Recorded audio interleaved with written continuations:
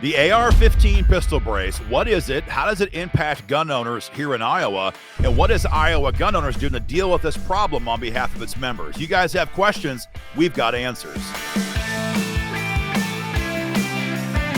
Hey guys, Aaron Dorr here with Iowa gun owners. A lot of you guys have been asking us over the last 10 days to 2 weeks, what is this pistol brace ban from the ATF? What does it mean for us here in Iowa?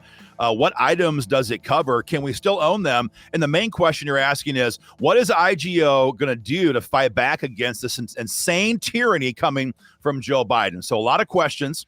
We have bad news, we have some good news, but we have answers for all of these questions. So guys, watch this video and take action when it's all said and done. So this is what's going on right now. Last fall, Joe Biden, in one of his typical fits of rage, was angry that he couldn't pass an assault weapons ban through Congress.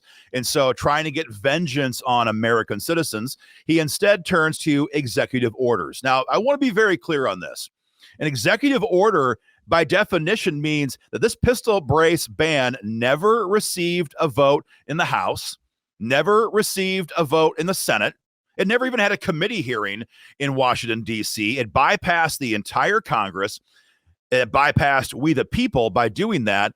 And by executive fiat only, Joe Biden has now declared that any American who owns a pistol brace attached to a firearm, we're now walking felons. That's what Joe Biden has done. The process by which that happens is once he signs the order, the ATF then establishes a bureaucratic rule, and they officially make the pistol braces part of the National Firearms Act, the NFA Act. That's what they use to regulate machine guns and all types of other items. So effective when this order takes effect, which is 120 days from January 13, if you own a pistol brace attached to a firearm and you don't have an NFA tax stamp from the federal government, you're a walking felon. Thank you to Joe Biden.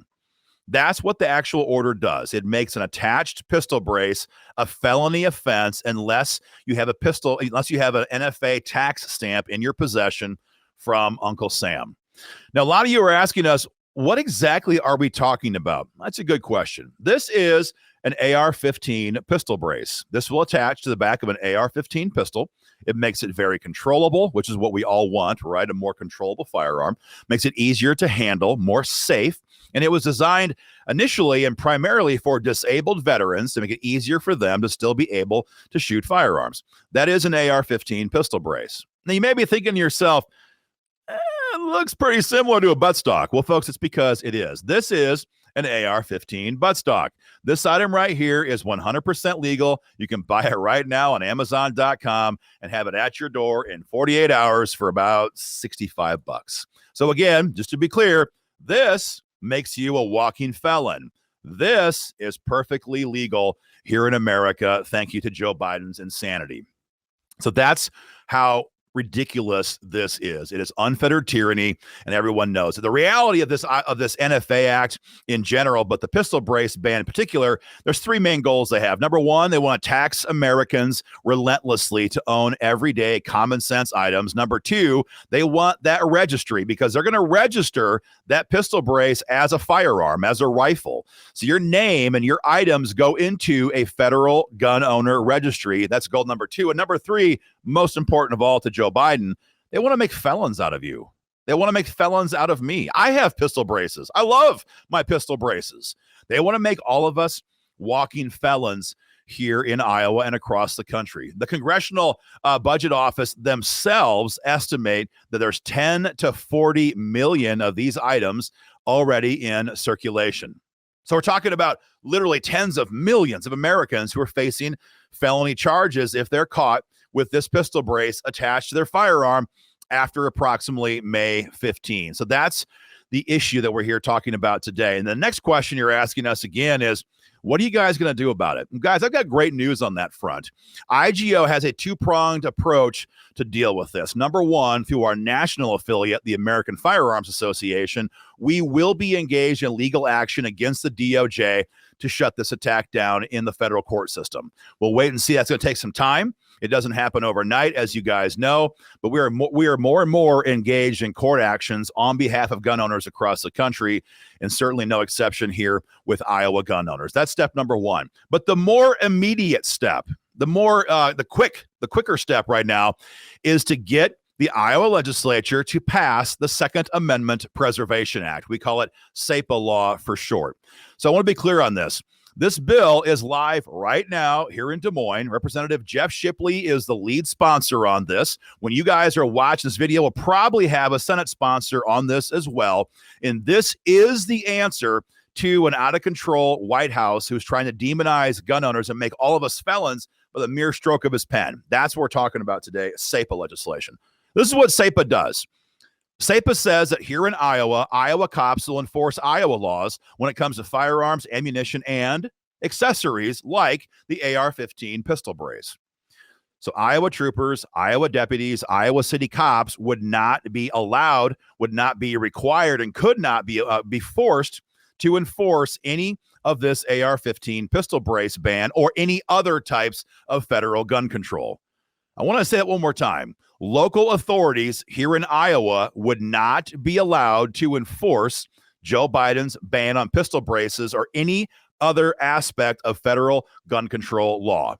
The idea here is very simple. This is Iowa. We have our own cops. We have our own state constitution, which guards our gun rights. We have our own General Assembly, which passes laws. And we have taxpayers here in Iowa who fund all of this. And we collectively want Iowa cops to enforce Iowa law that works best for Iowans. The common word here, Iowa, Iowa, Iowa, Iowa, Iowa. We're not an appendage of the federal government.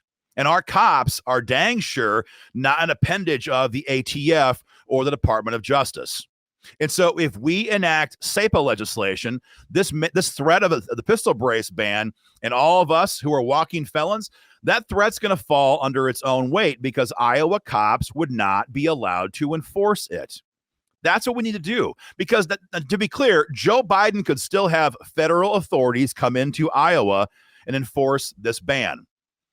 He can't do it, though. He simply lacks the manpower. They might come to my house because I think maybe they're more interested in coming to my door, but they lack the manpower to go house to house, door to door to every gun owner here in Iowa who has a pistol brace. They lack the manpower.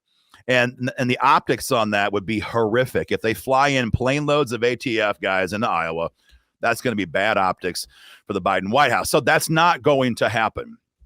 And that means that the impact of this is just going to fall. It's just going to collapse under its own weight. That's what SAPA law does. And I want to be clear on this. This is already law in Missouri.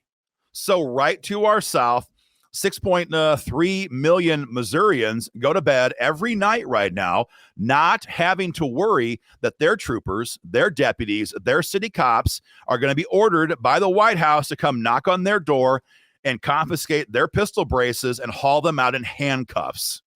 But that's not the protection that we have here in Iowa because we do not have a SAPA law on the books. And that is our most immediate way to deal with this problem. Representative Shipley, again, has the bill. He already has a variety of co-sponsors. But I'm going to tell you right now, we have a growing problem with leadership in both chambers who don't want to address this bill. We're still working on meetings. We're still going to have a lot of conversations. We're nowhere. The session's just getting going. There's a lot of time yet in this session. But your lawmakers on both sides, House and Senate, have to hear from you today and tell them very simply, I want you to co-sponsor SAPA legislation.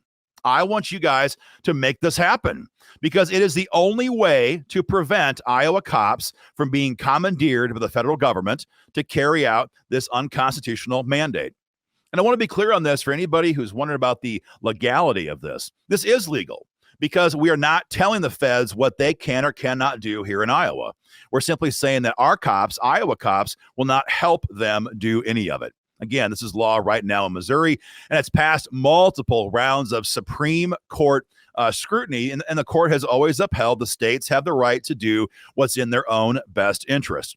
And the feds cannot simply waltz into the state and order state resources, our cops, to carry out their agenda. We can do this.